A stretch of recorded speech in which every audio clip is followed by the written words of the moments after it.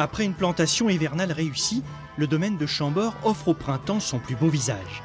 Voici dans l'esprit la vision qu'avait Louis XV lorsqu'il regardait ses jardins en 1734. Des allées aérées, symétriques, une harmonie parfaite. On a vu sur les tableaux là, en 1950 qu'il n'y avait rien. Et c'est vrai que tu as l'impression que c'est pas fini.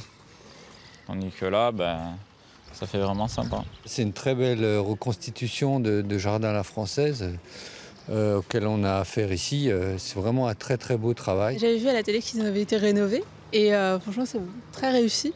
En fait, on se demande un peu comment ils ont fait, c'est vraiment magnifique. Pour Jean Daussonville, le directeur du domaine, on découvre de nouvelles surprises tous les jours. Moi j'aime beaucoup cet endroit parce qu'on commence à avoir un peu de couleur avec les bordures de thym, les fleurs, les vivaces qui sortent. Et puis il y a cette échappée aussi sur le causson, sur le plan d'eau.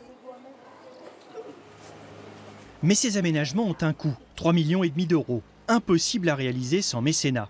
Outre une prouesse technique, la réussite de ce chantier tient à d'efficaces réseaux. Jean Daussonville, ancien diplomate, a travaillé en coulisses pour trouver un donateur.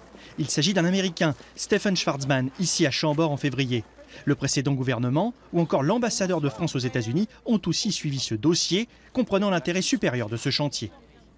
J'ai pu, par son représentant français, lui soumettre le projet en disant que c'était un projet qui était unique en son genre. C'est qu'on ne va pas faire 2 fois les jardins de Chambord et faire 6,5 hectares de jardin, les restituer tels qu'ils étaient. En fait, c'est extrêmement rare dans un monument de l'ampleur de Chambord. Et l'argument, c'était de dire que ça changeait notre vie ici, ça changerait la destinée de Chambord parce que ça change la visite, ça attire un nouveau public.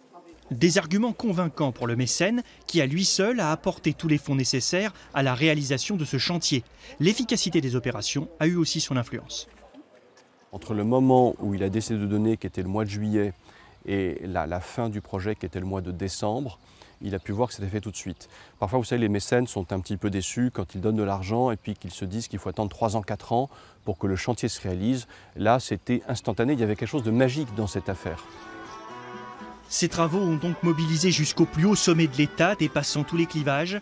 Mais que ne ferait-on pas pour Chambord, un monument à part, classé au patrimoine mondial de l'UNESCO, attirant chaque année près de 800 000 visiteurs. Il sera désormais dans ses plus beaux habits pour fêter son 500e anniversaire en 2019.